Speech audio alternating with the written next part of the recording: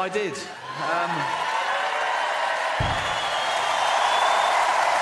Yeah, the inevitable backlash, which made it the most watched special of the year, so I've learnt my lesson.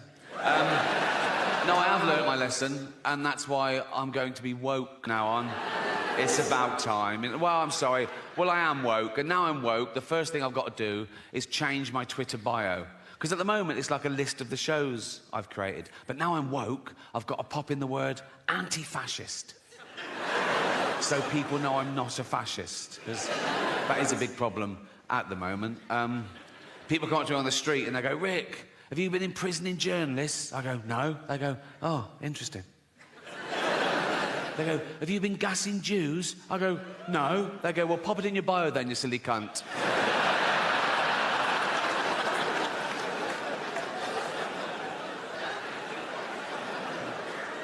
So, yeah, I'm not a fascist. It's an odd thing to just declare, isn't it, that you're not a fascist? We assume, don't we? You wouldn't go up to someone on the street and do that, would you? And go and say, oh, by the way, I'm not a fascist. You know, it's like they protest too much. It's like going into a school and going, I'm not a pedo, so just forget I even mentioned it. So these kids are safe running around me.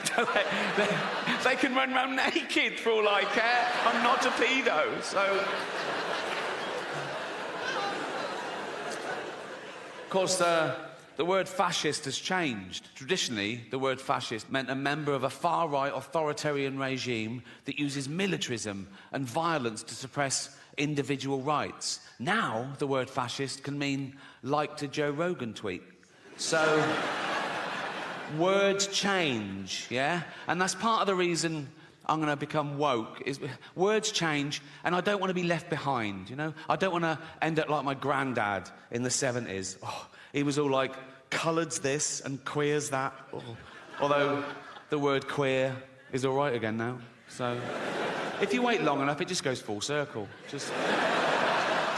Just be patient, is my...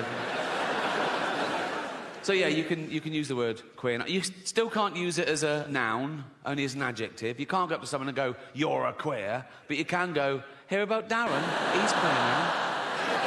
Saying someone's not gay if they are, which seems unfair, doesn't it?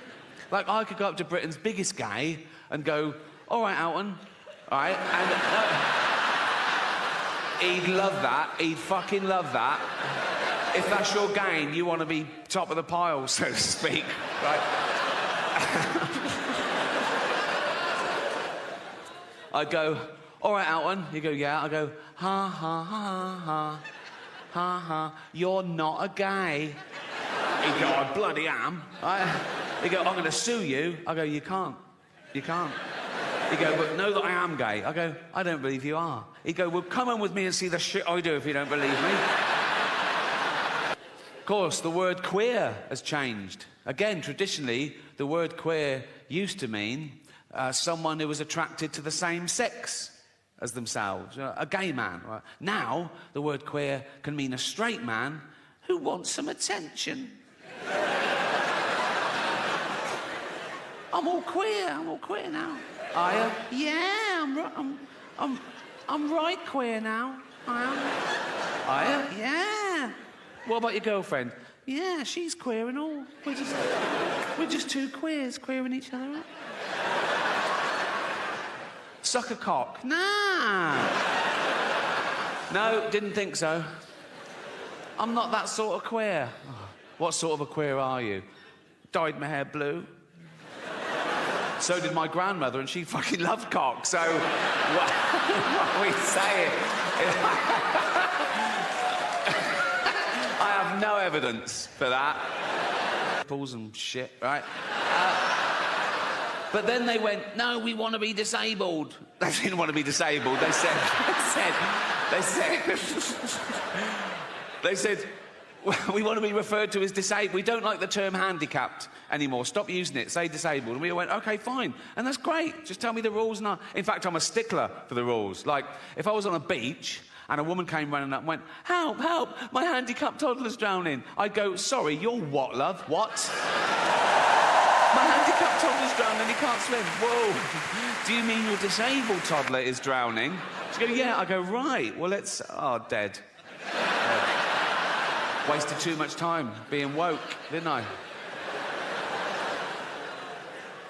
Well, I am woke now, and it was considered a good thing to swap ideas with other cultures, with other nations, to share things with other races, to assimilate. It was the opposite of racist. Now it's racist. Gwen Stefani got in trouble in her last video because she had her blonde hair in dreadlocks. People go, no, black people invented dreadlocks, you can't have them, you're white, that's racist.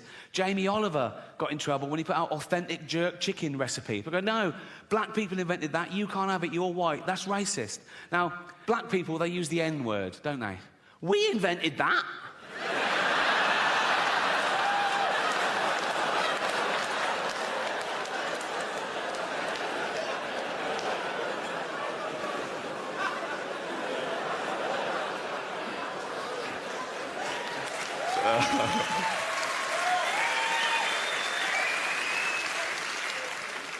That's the one, isn't it? That's the one. Listen, I know white people are the worst. I know that. That's why no one likes a fucking white middle-aged man anymore until we need a boiler fixing. Then it's get the bald bloke round now. Critical race theory, have you heard of that? Being taught in schools now, particularly in trendy areas like LA, right? Just like 5-year-old kids and 6-year-old kids.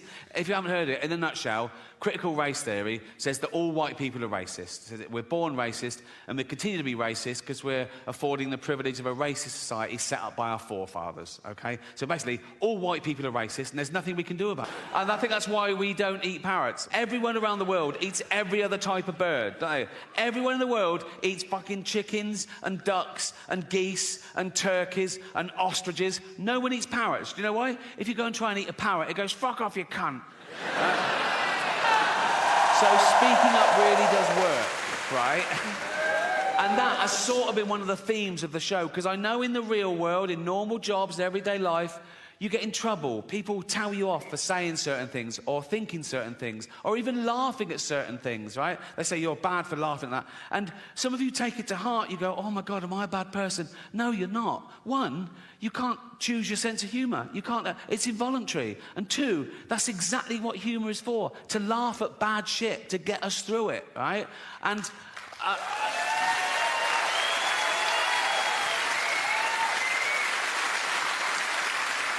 And we've established you can't even choose your own thoughts. How often have you been on a train station and you suddenly thought, what if I just pushed that bloke? And then you go, why have I thought that? Am I a psychopath? No, you're not. You're the opposite. You're a safe pair of hands. You're testing yourself. You're reminding yourself how terrible that would be. You're a good person, right? I don't get that one. What I get is I'm talking to a really sweet old lady and I suddenly start thinking, what if I just spat in her face now? Why would I? Another theme of the show has been words change and I'm woke, haha. But here's the irony. I think I am woke, but I think that word has changed. I think if woke still means what it used to mean, that you're aware of your own privilege, you try and maximise equality, minimise oppression, be anti-racist, anti-sexist, anti-homophobic. Yes, I'm definitely woke. If woke now means being a puritanical, authoritarian bully who gets people fired for an honest opinion or even a fact, then no, I'm not woke. Fuck that.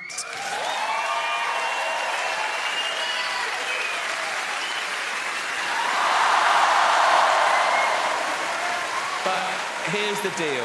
Being humans and 4% wild now, people don't realise that we have to tear down entire rainforests, the lungs of the earth, just to grow grain, to feed these cows, to feed us. We steal grain from third world countries because they want hard currency. They can't even feed their own people. We take their grain, feed our cattle.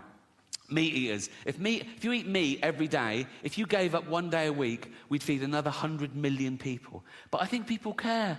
It's out of sight, out of mind. Think of the animal that most people know, their dog. They love their dog. They wouldn't let anyone hurt their dog. And a dog is a cow, is a sheep, is a deer. People love their dog so much, they won't even watch a fictional thing where a dog gets hurt. And I get that. There's a website, it's a real website. It's called doesthedogdie.com, right? And it was set up because people would watch a film or a program with a dog in it, and something would happen to the dog, and they'd turn it off. It would ruin it for them. It would ruin their day, right? So this website was set up. you could go to it, you could put in any film or TV show and ask, does a dog die? And someone would answer you, no, or whatever. And it's become a thing for anyone's phobias. Anything you don't want to see in a film, you just look up the film and they answer your question, right? So I looked up one film on here, Schindler's List.